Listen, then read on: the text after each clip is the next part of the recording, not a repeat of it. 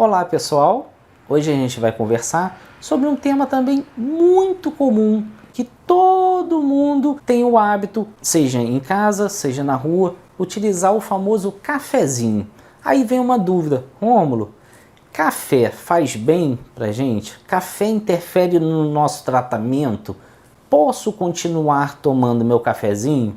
O café, ele aumenta a ansiedade? Ele diminui? Como é que ele atua no nosso corpo? O café é uma bebida termogênica e estimulante. Então, como todo estimulante, ele aumenta o nosso metabolismo, ele aumenta a produção de energia, ele dá disposição e, ao mesmo tempo, ele faz um outro benefício, que é o prazer. Naquele momento de estresse, de preocupação, de dificuldade de lidar com algumas situações, a gente procura sempre aquele cafezinho e que utilizam cada vez mais. Quando a gente utiliza um café, aquele bem-estar naquela hora, naquele momento faz com que a gente relaxe. Que delícia! Passou, apesar de pode estar caindo o mundo, muitas das vezes ele dá uma relaxada, mas ao mesmo tempo é uma relaxada proporcional ao tempo de que a cafeína chega no nosso sistema e começa a estimular o nosso sistema nervoso central.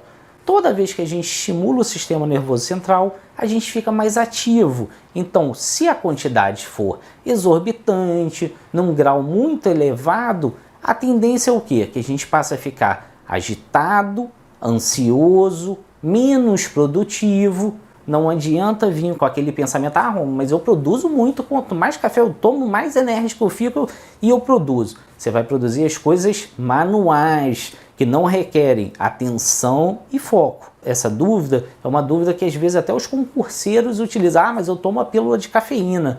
Você está criando uma dependência para o seu corpo, estimulando e gerando hiperestimulação. Ao mesmo tempo, depois de um certo período, a cafeína ela gera uma abstinência, que força teu corpo, às vezes às 10 horas da noite, vamos tomar um cafezinho? É um horário que você precisa de estimulante para o seu sistema nervoso central? Não. Então você vai sentir bastante, você vai passar a ter insônia, ou se você toma uma medicação, que é uma grande dúvida dos nossos pacientes na saúde mental, por que eu tomo doses maiores, Romulo? Por que você está aumentando meu remédio se ele estava funcionando e agora não está mais? Quem utiliza esse tipo de substância faz com que seu corpo diminua a meia-vida dessa substância no seu corpo. Logo, aquele bem-estar, aquele prazer vai ser cada vez menor com aquela dose. Você vai ter uma tolerabilidade àquela substância. Ou seja, vou ter que aumentar a dosagem da sua medicação para que eu consiga o mesmo equilíbrio que antes você estava precisando. Na maior parte das vezes, você até se adapta a uma dosagem maior. E se essa dosagem maior for prejudicial ao seu corpo? Normalmente, o paciente passa a apresentar alguns sintomas colaterais, uma dor de cabeça, um enjoo, ou um ganho de peso, porque a dose é maior, sonolência elevada. Por quê? Às vezes o benzodiazepínico você vai tendo que usar uma dose maior, ou seja, a sedação também vai ser por mais tempo. O déficit cognitivo, pelo uso da medicação também para te ajudar a relaxar, ele vai ser maior, sua mente vai ter que lentificar num grau maior, tendo o efeito residual da substância. Então você vai sentir aquela sonolência aumentada às vezes no dia seguinte. Então são efeitos que a princípio podem ser bons, porque a cafeína vai te proporcionar um bem-estar, mas a longo prazo ou até curto prazo vai começar a causar muito mais problemas do que ser solução para eles. Então, Rômulo, eu suspendo o café de todas as formas? Então estou proibido de tomar?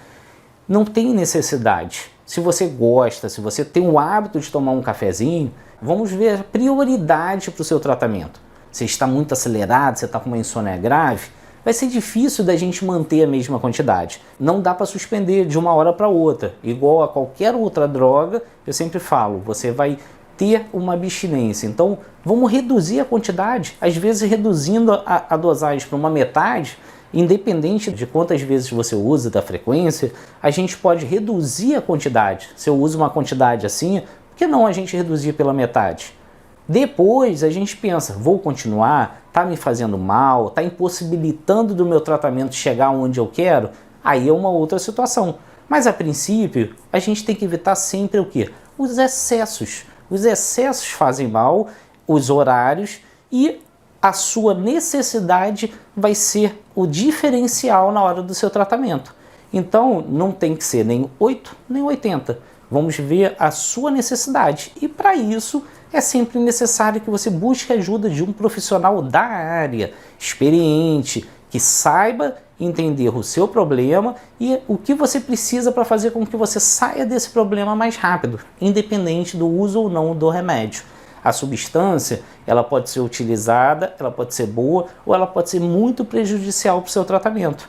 Então vamos aos poucos chegando no que é melhor para o seu organismo. Espero que vocês tenham gostado. Essa é uma dúvida que muitos pacientes perguntam, então eu creio que vocês também têm um pouco dessa dúvida. Se você tiver alguma sugestão, deixe aqui embaixo no nosso vídeo, que a gente, tendo a oportunidade, a gente vai abordar em vídeos futuros. E se inscreva no nosso canal. Temos vídeos novos todas as quintas-feiras.